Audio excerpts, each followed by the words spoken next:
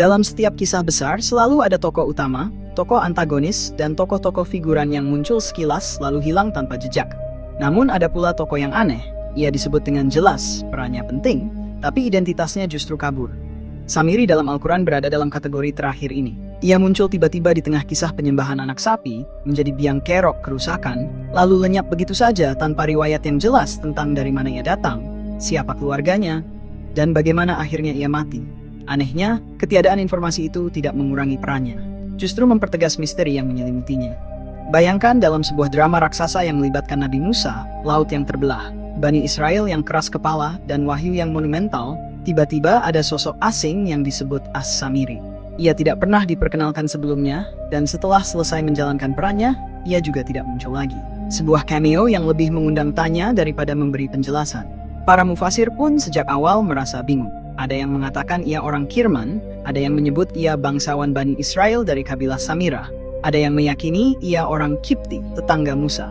Seolah-olah Samiri punya kemampuan berpindah kewarganegaraan lintas zaman, seperti manusia super yang bisa mengoleksi banyak paspor sekaligus. Keanehan ini menimbulkan pertanyaan mendasar.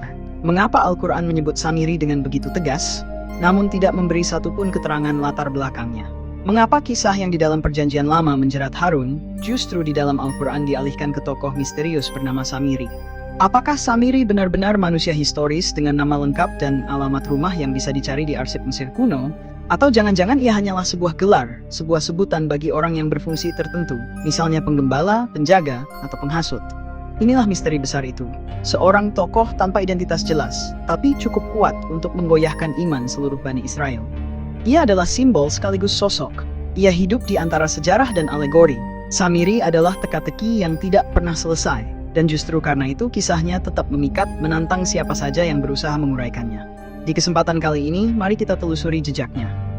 Buat netizen yang sumbu pendek, harap skip saja video ini, dikhawatirkan mengganggu mental Anda. Seruput dulu kopinya, mari kita mulai.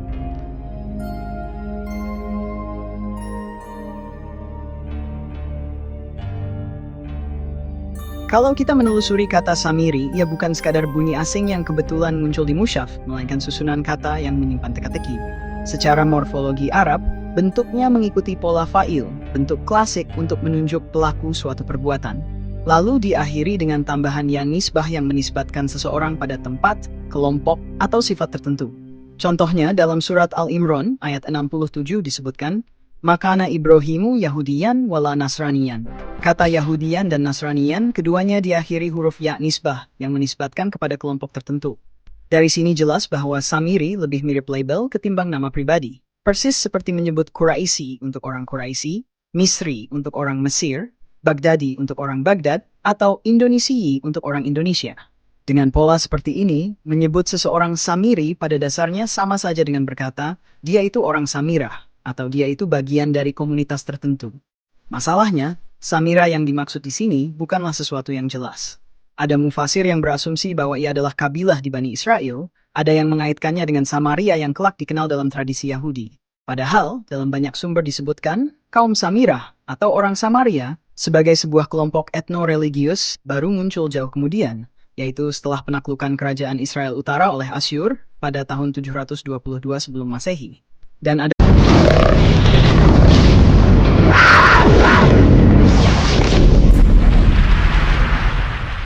dalam sejarah wahyu, setiap kisah bukan sekadar cerita, tapi cermin untuk mengenali hakikat manusia.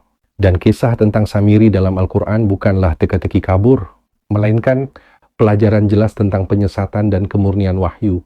Namun ketika kisah suci itu dibaca dengan kacamata spekulatif, tanpa disiplin tafsir dan sejarah, muncullah tafsiran liar, seperti yang disampaikan Sudrun Gugat, yang menganggap Samiri hanyalah simbol, tokoh bayangan, bahkan mungkin kambing hitam untuk melindungi Harun. Padahal Al-Quran tidak sedang menulis ulang sejarah, tapi meluruskan sejarah yang telah diselewengkan.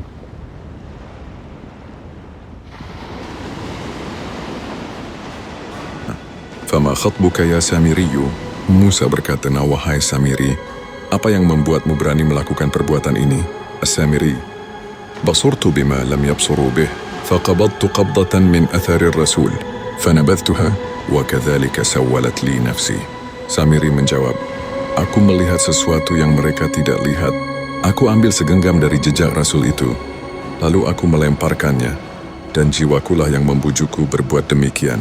Musa, fadhhab, fa inna laka fil hayat, an taqula la misasa, wa inna laka maw'idan lan tukhlafah, wanzur ila ilahika, alladhi dhalta alayhi akifan, lanuharriqannahu, thumma lanansifannahu fil yammi nasfan.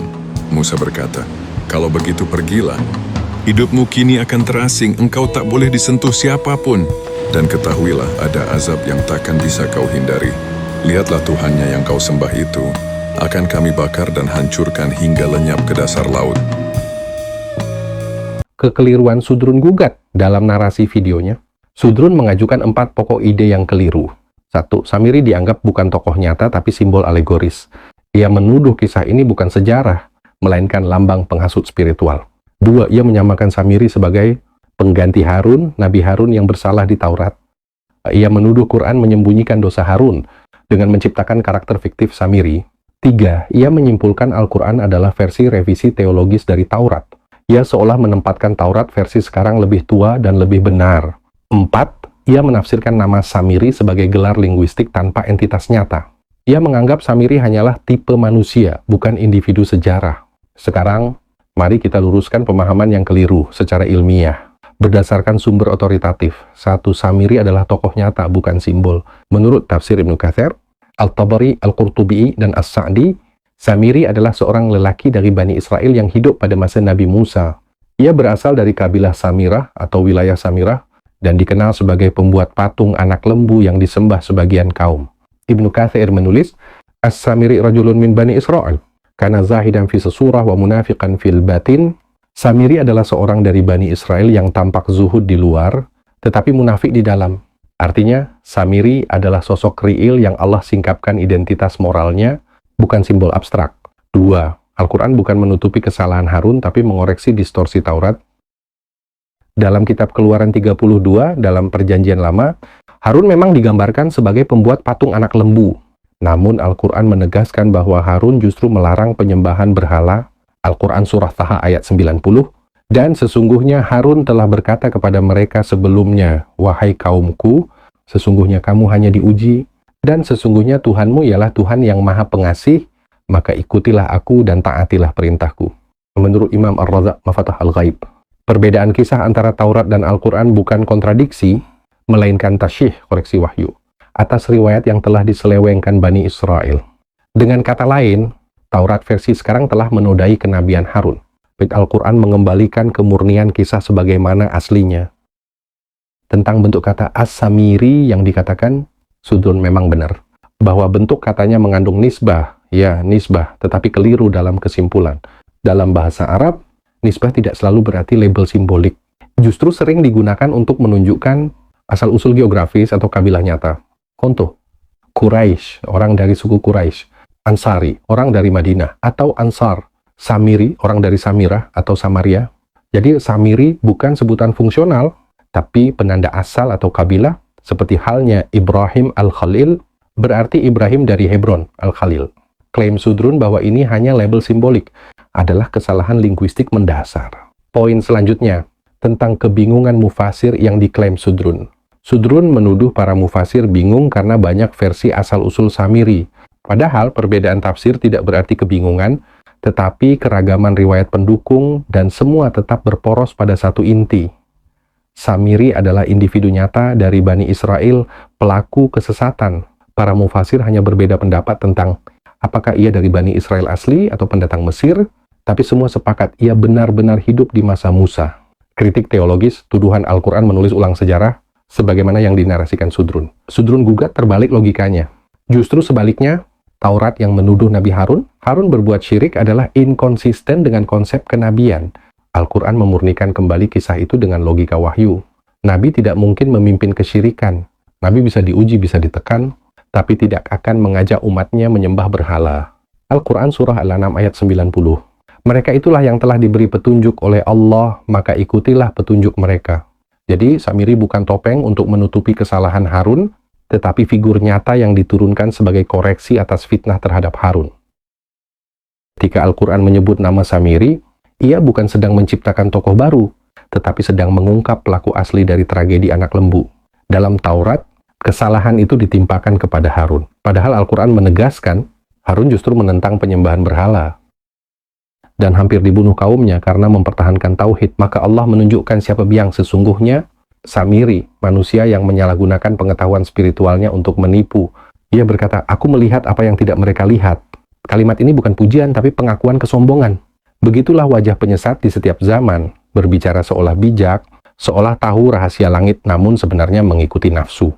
Samiri adalah lambang dari manusia yang merasa paling dekat dengan Tuhan, padahal sedang menciptakan Tuhan baru dari tangannya sendiri. Dan Musa menegaskan hukuman abadi itu. Pergilah. Di dunia ini engkau hanya akan berkata, jangan sentuh aku. Kisah ini bukan dongeng. Ia adalah pelajaran sejarah dan teologi. Bahwa kebenaran wahyu bukanlah teka-teki sastra, tapi bimbingan yang nyata untuk membedakan antara wahyu dan ilusi, antara tauhid dan kesombongan rohani. Maka jelaslah, Samiri bukan mitos, bukan topeng, bukan simbol. Ia adalah manusia nyata yang diabadikan untuk memperingatkan bahwa ilmu tanpa wahyu hanyalah kesombongan. Dan Al-Quran bukan menulis ulang sejarah, tapi memurnikan sejarah dari noda fitnah yang menodai nama para nabi. Sebab wahyu tidak pernah lahir untuk melindungi reputasi manusia, tapi untuk menjaga kemurnian kebenaran.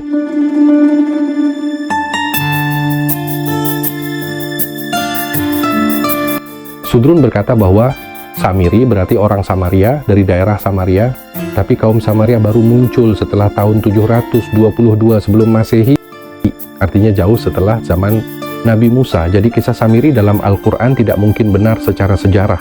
Dengan kata lain, dia menuduh Al-Quran ahistoris karena memakai istilah yang baru muncul ratusan tahun kemudian. Mari kita bedah dengan data sejarah dan filologi, ilmu bahasa Ibrani dan Arab. As-Samir, orang Samaria. Kata As-Samiri, As-Samir ibu dalam bahasa Arab tidak otomatis berarti orang Samaria. Dalam bahasa Ibrani dan bahasa-bahasa Semitik, akar kata Esemer bisa berarti banyak hal, tergantung konteks. Dalam Al-Quran, kata As-Samiri adalah nama orang, bukan penanda etnis. Bentuknya adalah nisbah, kata penisbatan, seperti Al-Makki dari Mekah atau Al-Mishri dari Mesir, tapi bisa juga menunjukkan asal, suku, atau bahkan sifat.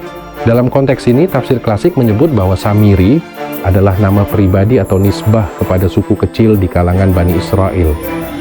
Tafsir Ibnu Katsir menjelaskan, As-Samiri adalah seorang laki-laki dari kabilah Bani Israel yang dikenal cerdik, tetapi munafik.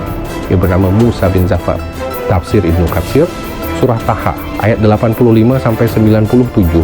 At-Tabari juga menyebut, As-Samiri termasuk dari Bani Israel yang selamat bersama Musa dari Fir'aun, berasal dari suatu daerah bernama Samirah atau dari kelompok tertentu. Tafsir At-Tabari Jami' al-Bayan, artinya para mufasir tidak pernah menafsirkan Samiri sebagai orang Samaria pasca 722 sebelum Masehi. Apakah benar Samiri dalam kisah Nabi Musa hanyalah tokoh fiktif seperti yang diklaim oleh Sudrun Gugat dan para orientalis? Video ini membongkar fakta-fakta ilmiah dan literatur Yahudi kuno yang justru menunjukkan kesesuaian tematik antara Al-Quran dan tradisi rabbinik tentang pembuatan anak lembu emas. Dalam Al-Quran, Surah Taha ayat 95-97 disebutkan bahwa Samiri adalah sosok penghasut di antara Bani Israel yang menyesatkan mereka membuat patung lembu yang bersuara. Banyak yang menuduh kisah ini salah secara sejarah karena istilah Samiri dianggap baru muncul setelah bangsa Samaria terbentuk pasca tahun 722 sebelum Masehi. Namun, hasil kajian literatur Yahudi dan tafsir klasik Islam menunjukkan hal menarik. Dalam Midrash Exodus Rabbah dan Pirkei de Rabbi Eliezer, ada sosok selain Harun yang terlibat dalam insiden anak lembu, bahkan disebut menggunakan sihir atau kekuatan roh jahat agar patung itu hidup dan bersuara. Ada juga tradisi Yahudi yang menyebut nama Mika sebagai pembuat patung itu sangat mirip dengan sosok Samiri dalam Quran yang juga menyesatkan Bani Israel dengan sihir. Artinya, narasi Quran tidak bertentangan dengan sejarah Yahudi, melainkan justru mengungkap versi kebenaran yang telah hilang dari literatur mereka. Klaim Sudrun Gugat bahwa Samiri tidak pernah ada ternyata gugur di hadapan bukti tekstual dan historis.